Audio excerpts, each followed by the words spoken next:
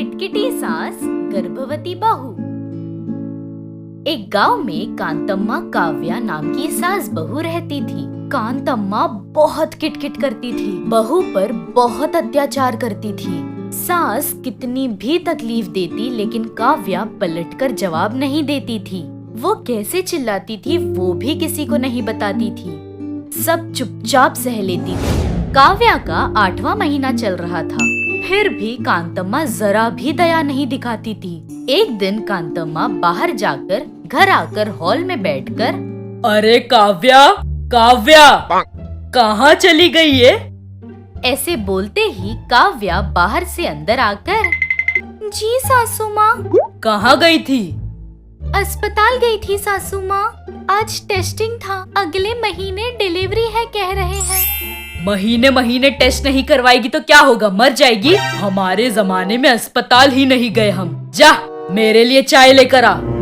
ऐसे चिढ़कर बोल रही थी कि काव्या उसकी सभी बातें नजरअंदाज करके चाय ले आकर, सासू माँ ये लीजिए, ऐसे कहकर हाथ में देती है। चाय पीकर कांतम्मा, छी, ये चाय है? ऐसे बोलकर चाय काव्या के चेहरे पर फेंककर कप जोर से फेंक देती है। काव्या के चेहरे पर गरम चाय गिरने पर जलन से, हे भगवान सासू माँ क्या हुआ, अच्छा नहीं है, क्या कमी है? हाँ, डर की कमी है। डर बिल्कुल भी नहीं है ना तुम में। बताती हूँ, तुम्हें काबू में करने पर ही ये घर काबू में रहेगा। क्या हुआ सासू माँ? क्या चाहिए रे? तुम्हारी वजह से कितना नुकसान हुआ, करोड़ों रुपये दहेज आते, लेकिन तू तो बिना दहेज के आ गई। पुरानी बातें अभी क्यों लेकर बैठी है सासू माँ? पुरानी बात है लेकिन भूल सकते हैं क्या कभी? पनौती कहीं की, तू मेरी नजरों के सामने से चली जा, जा। ऐसे गुस्सा करती है। काव्या वहाँ से रोते हुए अंदर चली जाती है। ऐसे हर बार कांतम्मा काव्या को ताने मारते हुए, चिल्लाते हुए सताती रहती थी। ऐसे ही एक दिन काव्या अपने कमरे में दूध पी रही थी। वो कांतम्मा देखते हुए, क्या कर रही है रे? दूध पी रही है? तू क्या छोटी बच्ची है दूध पीने के लिए? डॉक्टर ने अच्छा खाना खाने कहा सासू माँ। डॉक्टर का क्या जाता है, बहुत बोलते हैं। पैसे मेरे है ना, दूध पीकर बादाम काजू अच्छे से खाओ और चिकन मटन भी 3 वक्त बनाकर खा लो। ऐसे क्यों कह रही है सासू माँ, मेरी कोख में आपके बेटे का खून है। अच्छा, किसे पता? कोई गारंटी है क्या वो उसी का खून है? सासू माँ जुबान संभाल कर बात कीजिए। मैं एक गरीब परिवार की लड़की हूँ, लेकिन हमारा स्वाभिमान बहुत ऊंचा है।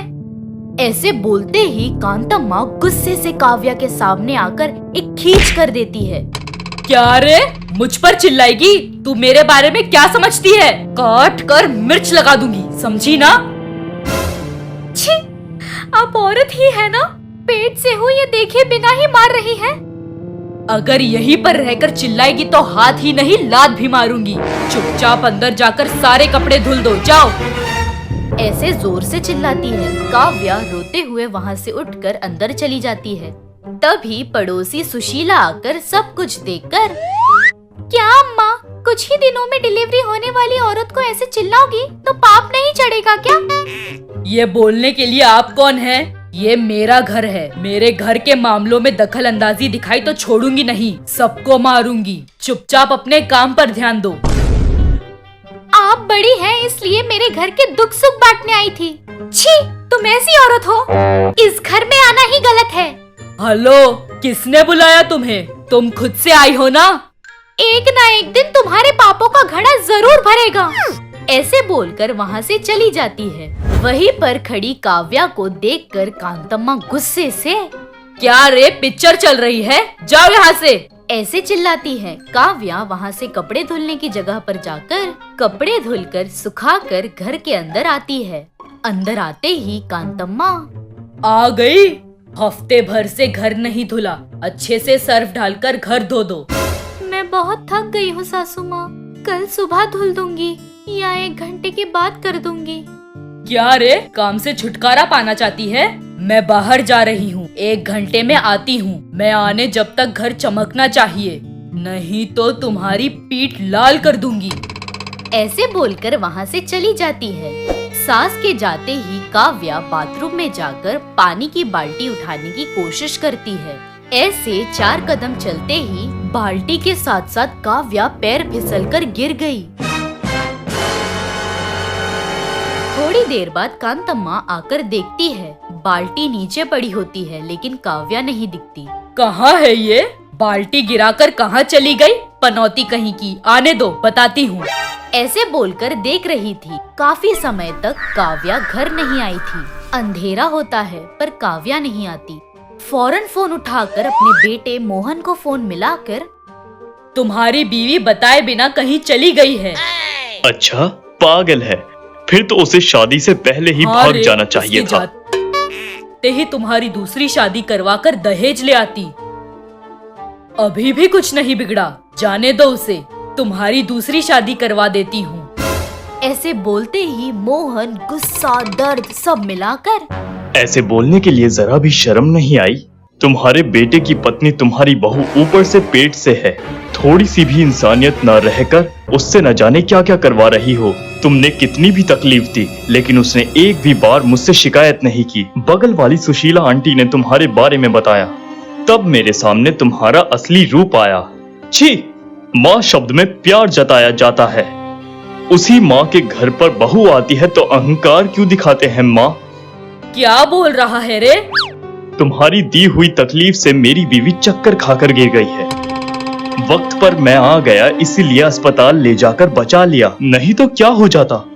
ऐसे बोलते ही कांतम्मा की धड़कन थम सी जाती है। बेचैन होकर, अच्छा, अब कहाँ हो? बताओ, मैं आती हूँ।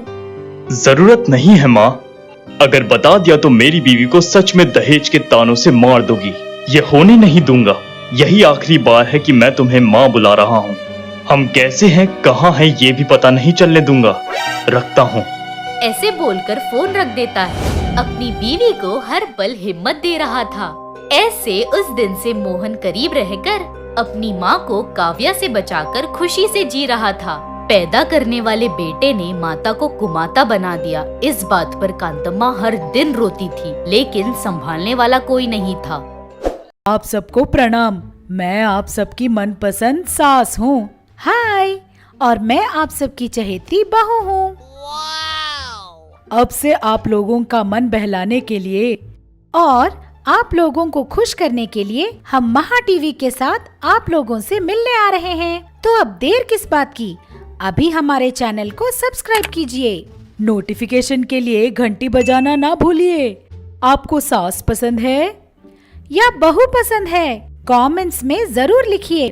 देखते रहिएगा महा टीवी।